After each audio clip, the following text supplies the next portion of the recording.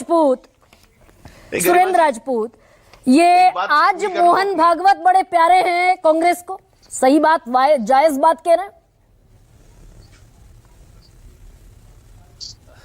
गरिमा जी, न तो मोहन भागवत जी हमें आज प्यारे थे, न कल प्यारे हैं, और न ही हमें कोई व्यक्ति प्यारा या दुश्मन होता, उसके नीति और सिद्धांत होते हैं। और संघ के, भारतीय जनता पार्टी के, उनके अनुषांगिक संगठनों के, इनके दशानन की तरीके से 10 सर हैं जो मौसम के अनुसार बदलते रहते हैं। तो हमें बिल्कुल कतई प्यारे नहीं है, गलतफहमी में मत रहिए। नंबर 1। नंबर 2, जो सबसे बड़ी तो बात लुटाई है गई सुरेंद्र जी, कि शशि थरूर का, मनीष तिवारी का, सबका बयान आया। नहीं, देखिए, उनकी जो उन्होंने बात कही, उस बात को अगर सही तरीके से वो कर पाए, मेरी पूरी बात सुन लीजिए, अगर पूरी बात सुन पाएंगे तो शायद वो शशि थरूर और मनीष तिवारी जी की भी बात आ जाएगी। मैं आपसे जो कहना चाह रहा हूं, मोहन भागवत जी की स्थिति घर के उस बूढ़े के आदमी की हो गई, जैसे हम लोगों के गाँव में नहीं हो जाते कि बहुत ज्यादा कोई बुजुर्ग हो जाते हैं तो गाँव के दलान में बैठ करके खांसा करते हैं, उनकी सुनता कोई नहीं। ये कोई पहली बार तो मोहन भागवत जी ने कहा नहीं, लेकिन उसके बाद भी अगर मोहन भागवत जी ने कहा तो क्या ये कवायद 2020 में बंद हो गई? क्या 21 में बंद हो गई, 22 में बंद हो गई, 23 में बंद हो गई, 24 में बंद हो गई? बल्कि जेपी नड्डा ने तो स्पष्ट कहा कि अब हमें आरएसएस की भी जरूरत नहीं।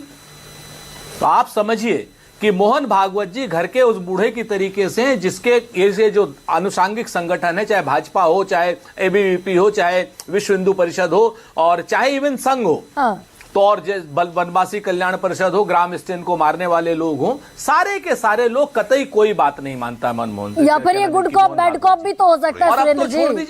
आप स्ट्रैटेजी समझने में भूल कर रहे हैं। मैंने तो कहा ना, नहीं, तो मैंने तो आपसे तो पहले ही कहा, मैंने कहा भाजपा के अनुषांगिक संगठनों के दशानन की तरीके से 10 सर हैं। मैंने तो पहले ही कहा, आप ही की बात कह रहा हूं। एक सर कुछ बोलेगा, दूसरा सर कुछ बोलेगा। भी राकेश भाई कितनी मीठी मीठी बातें कर रहे हैं। गुरु भाई जो हैं, हिंदू मुसलमान, मंदिर मस्जिद, वो कहते हैं ना कि न मंदिर की न मस्जिद की, कोई गल सुना दे अंदर की। अगर ये लोग अंदर की बात सुनने लगे तो ये लोग इंसान बन जाएंगे। लेकिन इन लोगों को तो करना क्या है कि इनको वोटों की फसल, जहर की खेती और सांप्रदायिकता, तीनों को एक साथ रखना है। और जब ये तीनों को एक साथ रखेंगे तो एक सर इनका कहेगा नहीं साहब, हिंदू मुस्लिम सिख ईसाई सबका साथ, सबका विश्वास, सबका प्रयास। और आप इस चीज को देखें, नरेंद्र मोदी जी ने बड़े स्पष्ट रूप से किसी वक्त कहा था, आपको याद होगा, कि ये गौरक्षक नहीं गौ गुंडे हैं। और ये गुंडे जो हैं अपनी नेतागिरी चमकाने के लिए गौरक्षा के नाम पर ऐसा कर्म करते हैं। उस दिन के बाद क्या नाम, मॉब लिंचिंग की घटनाएं खत्म हो गई? नहीं हुई ना। और वक्त आने पर ये लोग किसी के भी भगवान को, किसी के अल्लाह को कह देंगे और उसके बाद कहेंगे साहब ये तो फ्रिंज एलिमेंट है आपके सामने। अच्छा, ये वैसा कभी बाबा साहब का अपमान कर। सुरेंद्र जी, ये वैसा वर्षा है भाई, इधर 80 बनाम 20 की लड़ाई है, उनको 20 नहीं चाहिए, आपको 20 सबसे प्यारे हैं। और शाबानो केस की याद दिला रहे हैं डॉक्टर गुरु प्रकाश पासवान। सुप्रीम कोर्ट का फैसला बदल दिया आपने, अपीजमेंट के लिए मौलाना नाराज हो गए, धर्मगुरु मुस्लिमों के नाराज हो जाएंगे, खेल बिगड़ जाएगा राजनीति का।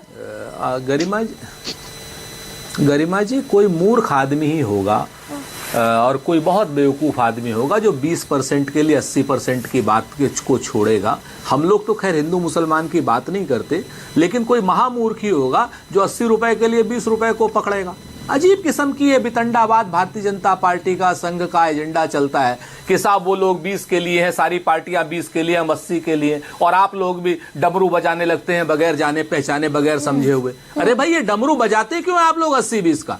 मुझे बताइए, कौन मूर्ख आदमी होगा जो 20% के लिए 80% को छोड़ेगा? अगर आप शुद्ध व्यवसाय की भी बात करें, राजनीति व्यवसाय नहीं है। नहीं, पलट तो दिया था ना सुप्रीम कोर्ट का फैसला। ये भारतीय जनता पार्टी के लोग, शाहबानो केस में सुप्रीम कोर्ट का फैसला बदला था। गलती कर दी थी हमने 10 बार, 1 मिनट, गलती करी थी हमने। जो आदमी काम करेगा उसी से तो गलतियां होंगी। जब हमने आजादी की लड़ाई लड़ी तो आजादी की लड़ाई में एक आधा कमी भी हुई। जब हमने आजादी के बाद 1760 करोड़ के बजट को 44 लाख करोड़ का बजट किया, जब हमने एक पाकिस्तान के 2 पाकिस्तान किए, जब हमने बैंकों का नेशनलाइजेशन किया, बैंकों को कोऑपरेटिव बैंकों की स्थापना की, हरित क्रांति करी, दुग्ध क्रांति करी, हमने डिजिटलाइजेशन किया, हमने पंचायती राज किया, हमने RTI right to information, right to food, right to education दिया, मनरेगा दिया। उसमें कुछ एकाधिक कमियां भी तो रही होंगी ना, तो जो कमी रहेगी तो उसका खामियाजा भी हम भुगतेंगे, क्यों नहीं तो भुगतेंगे? ये इस पर साधुवाद हम है कहते हैं कि सुरेंद्र हाँ शाहबानो वाला प्रकरण गलत था। हाँ, इस पर साधुवाद है आपको कि कम से कम पूरी स्वीकार बात किया, आपने